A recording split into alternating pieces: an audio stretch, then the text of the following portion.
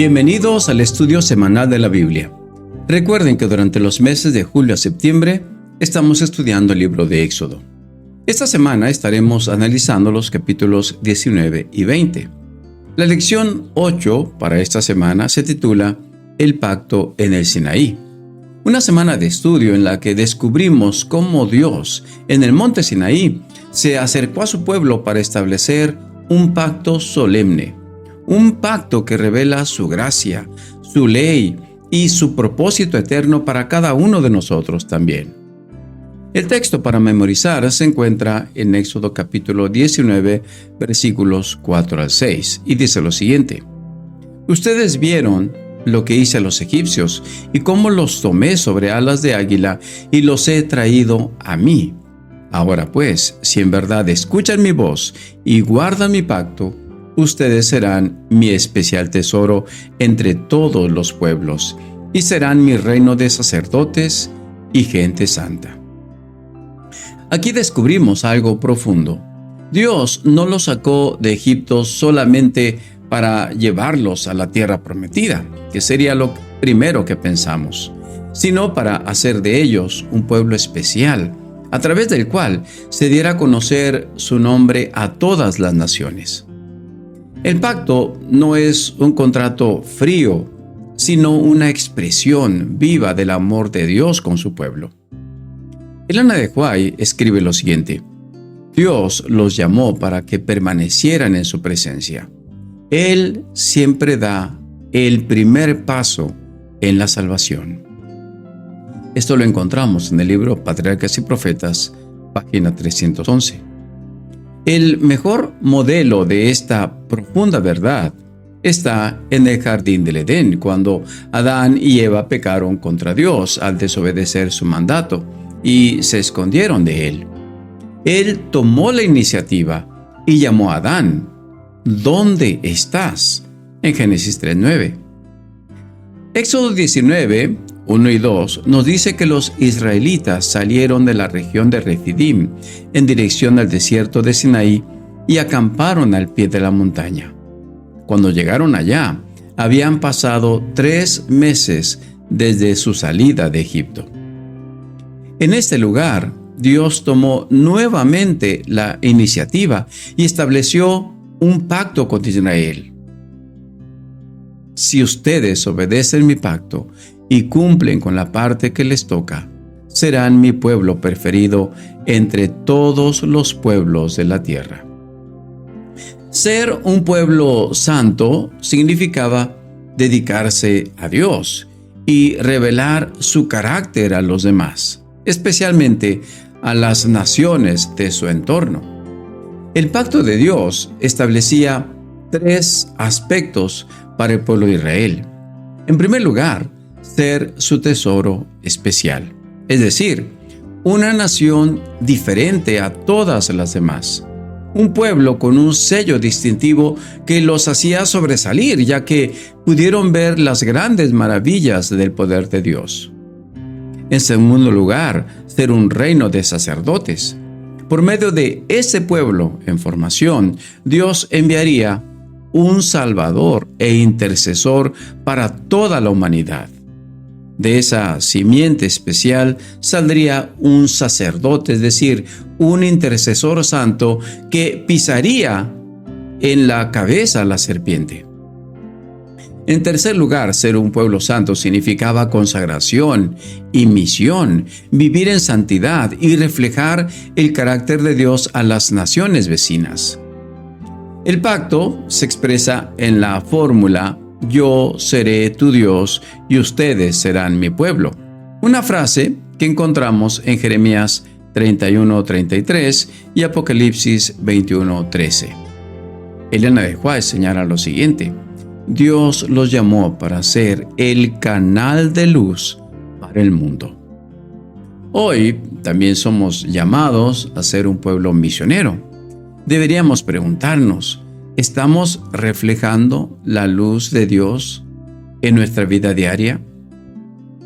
Antes de dar la ley, Dios pidió al pueblo una preparación, limpieza, reverencia y respeto. El monte tembló con truenos, relámpagos y trompetas. Todo mostraba la santidad de la ley y del Dios que la daba. Leemos en Éxodo 19, 10 al 11. Quiero que vayas y prepares al pueblo para que me rinda culto hoy y mañana. Ordénales que laven su ropa como señal de su pureza y que se preparen para adorarme pasado mañana, pues ese día voy a aparecerme ante ellos en la montaña del Sinaí. Tenían que estar preparados para esta grandiosa manifestación de la gloria del Señor que estaban a punto de presenciar. Cuando llegó ese momento, su presencia vino acompañada de truenos y relámpagos y una espesa nube sobre el monte, y un penetrante sonido de trompeta estremeció a todo el pueblo que estaba en el campamento. Dice Éxodo 19, 16. Los 10 mandamientos que fueron pronunciados por Dios, que se registran en Éxodo capítulo 20 y que fueron escritos por su mano más adelante en Éxodo 31, en hebreo se llaman las 10 palabras, o sea, Aseret Adebarim, lo cual indica que no son simples reglas, sino palabras vivas y eternas. Elena de White comenta lo siguiente: Dios se propuso grabar en el pueblo que todo lo relacionado con el servicio divino debe considerarse con gran reverencia y respeto. Existen 2 versiones del Decálogo en la Biblia, con muy ligeras diferencias. La primera se encuentra en Éxodo 20, del 1 al 17, que estamos comentando esta semana, y la segunda en Deuteronomio capítulo 5, del 6 al 21. La segunda versión fue presentada oralmente por Moisés e Israel casi 40 años después del Sinaí, justo antes de que el pueblo entrara en la tierra prometida. Estas circunstancias explican las ligeras diferencias entre ambas versiones. Es interesante que el Decálogo no comienza con un mandamiento, sino más bien con gracia. Dice el versículo 2, Yo soy el Señor tu Dios, que te saqué de la tierra de Egipto. Primero, Dios salva. Luego, invita a obedecer. Los primeros 4 mandamientos expresan amor a Dios, y los últimos 6 expresan amor al prójimo. Jesús lo resumió de esta manera: Si me aman, guarden mis mandamientos, en Juan 14:15. Elena de White lo explica de la siguiente manera: La ley es la expresión del amor de Dios. Todos sus preceptos son principios de misericordia. La obediencia no es un esfuerzo para ganar méritos, sino una respuesta de amor al Dios que nos salvó primero, es decir, que tomó la iniciativa. Analicemos brevemente lo que Dios pide de nosotros en cada uno de estos 10 mandamientos. En el primero, Dios pide honrar y venerar a Dios, concediéndole el primero y más elevado lugar en cada situación de nuestra vida. En el segundo, nos pide honrar y preservar la posición única de Dios y no sustituirlo por un ídolo de cualquier índole, ya sea físico, simbólico o espiritual. Nuestros afectos más puros le pertenecen al Señor. En el tercero, nos invita a reverenciar el nombre de Dios, su reputación y su carácter. En el cuarto, nos pide honrar su día de descanso y adoración, que es el 7º día semanal, el sábado, que nos recuerda la creación. En el quinto, nos pide respetar a los padres. En el sexto, nos pide respetar la vida. En el séptimo, nos invita a respetar el matrimonio. En el octavo, Dios nos pide respetar la propiedad de las personas. En el noveno, nos invita a respetar la reputación de los demás. Y finalmente, En el 10º mandamiento, Dios nos pide respetarnos a nosotros mismos para que ningún deseo egoísta manche nuestro carácter. En Romanos 7:12 dice lo siguiente: podemos decir entonces que la ley viene de Dios y que cada uno de sus mandatos es bueno y justo. Romanos 7:12. Lo que significa que la ley de Dios tiene varias funciones. En primer lugar, la ley de Dios revela el carácter de Dios. Puesto que Él es santo, justo y bueno, su ley también lo es. En segundo lugar, es guía y protección. La ley de Dios es como una valla que crea un amplio espacio de libertad para la vida y que advierte que los peligros que acechan más allá de los límites y que no debemos sobrepasar. Y en tercer lugar, la ley actúa como un espejo. El espejo señala los problemas, pero no ofrece ninguna solución para ellos. Lo mismo ocurre con la ley de Dios. Elena de White aclara lo siguiente: la ley señala el pecado y nos conduce a Cristo como único remedio. En el Conflicto de los Siglos, página 493. El apóstol Pablo dijo lo siguiente: por la ley es el conocimiento del pecado, en Romanos 3:20. Por eso la necesitamos no como medio de salvación, sino como guía hacia Cristo, quien nos limpia del pecado.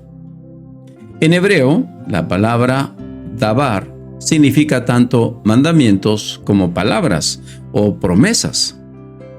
Elena de White lo confirma: los 10 mandamientos son 10 promesas, en el comentario bíblico. Esto significa que lo que Dios manda, Él mismo capacita para cumplirlo. Jesús es el fin, es decir, el telos de la ley, no para abolirla, sino como su meta, como su propósito. La ley apunta a Cristo y Cristo hace posible vivirla.